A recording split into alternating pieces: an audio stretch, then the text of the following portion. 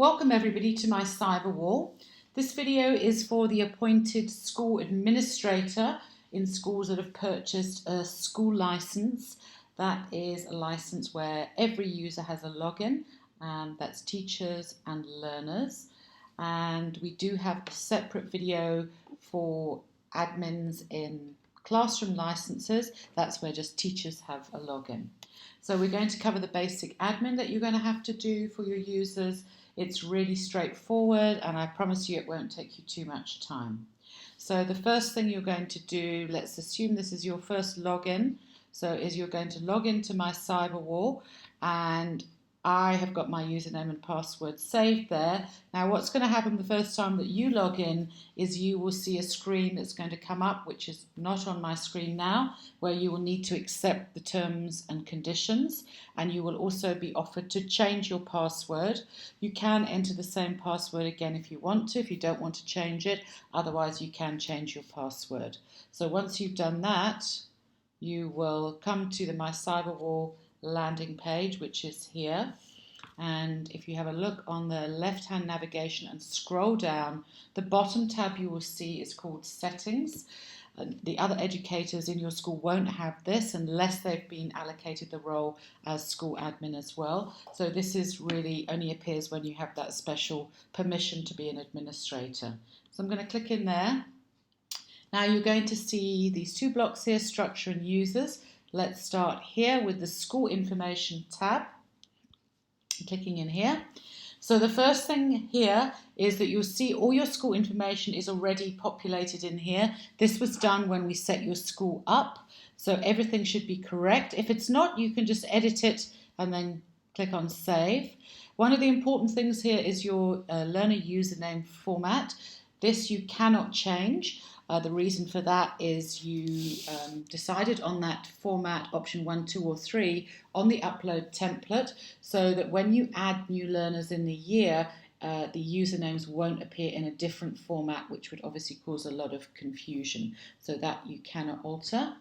So the one thing you need to do here, if we haven't done it for you, is to upload your school logo. So let's do that. It will appear on the top right there. I've just put an image there for now, but let's say you want to upload your logo, and I'm going to go to my downloads. Here's my school logo, and just make sure it's a JPEG format and it's under 1 meg. You double click on it. There we go, and that's going to appear next time I log in. You'll see the new logo will appear instead of that one there. Okay, so let's go to the next block. I'm going to come back to classes, but let's go to learners. So in learners, again, all your learners have already been set up from the upload template that we did for you and that you sent to us. So all your learners are there exactly as you sent to us, and you'll see an alphabetical list by first name, then surname, then their username. You see they're all in the same format. This is option 1 format, which is the first name dot surname at, and then the short code for your school. You'll see the grade and the registration class, which obviously should match up. You shouldn't be saying, if it was grade 6, it shouldn't be 7B there. They obviously should match up. If there's not, then you can go and edit, and I'll show you how to do that now. So just at the bottom here, it automatically displays 10 items per page. You might have hundreds of learners, so I suggest that you ask for it to sort by 100 to a page, and if you want to see the next 100, you're going to use these arrow keys here to go back and forward. Okay, it's telling me that I have got 16 learners in my school here, so it will show your total there as well. So what are the things we can do here? All right, so first of all, we can search for a learner. So if you've got hundreds of learners and you just can't remember somebody's name, for example, you're thinking about, now I know I've got somebody called Derek, but I can't remember his name, or I don't know which grade he is. Okay, put in his name and it will automatically come up. You can also search by grade, so you can just get all your grade 6s there, and you can also search by just the registration class. So let's just have everyone in 4A, so that's all my 4As there. So this is quite helpful to sort for information here. What are the other buttons here? Let's click on this red PDF button, and what you'll see here So I think I should X that one. There we go.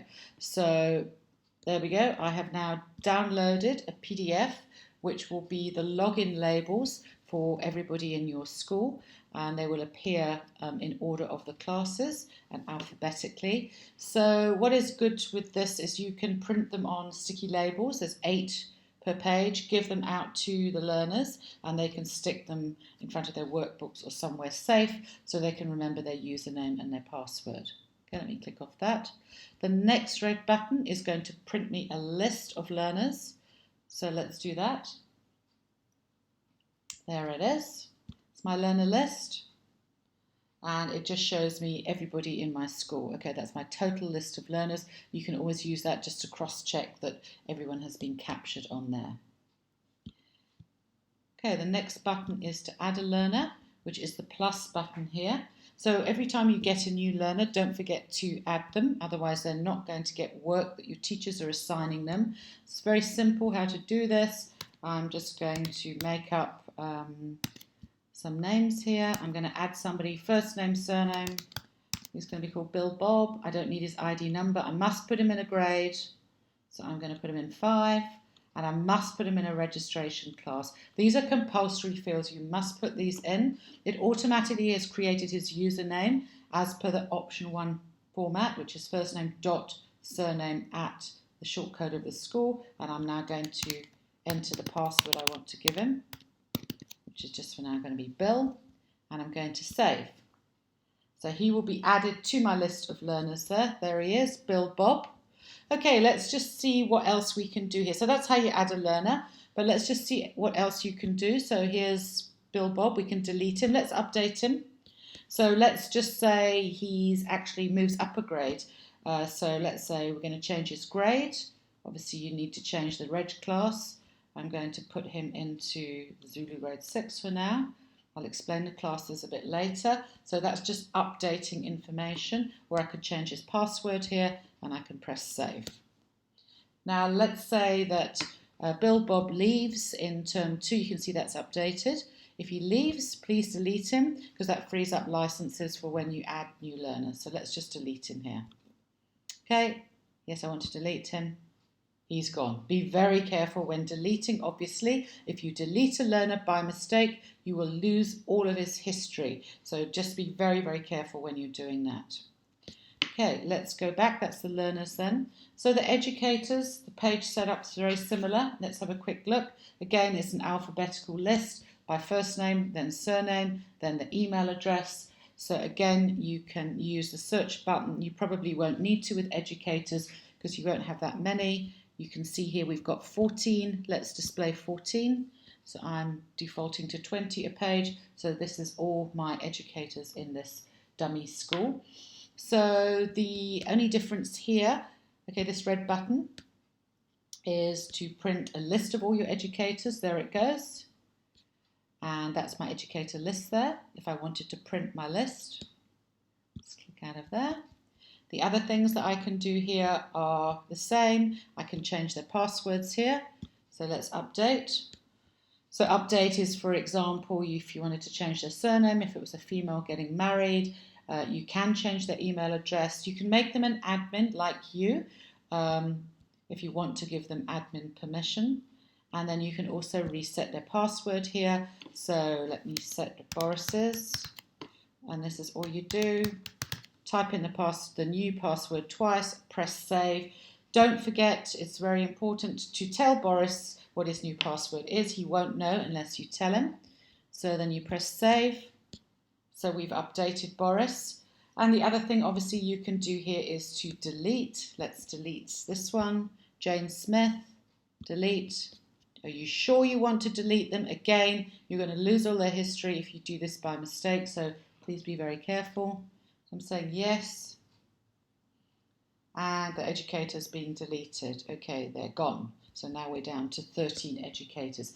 Please make sure if an educator leaves your school that you do delete them. They cannot take the login with them. The login is owned by the school and the license belongs to your school, basically. They've paid for it.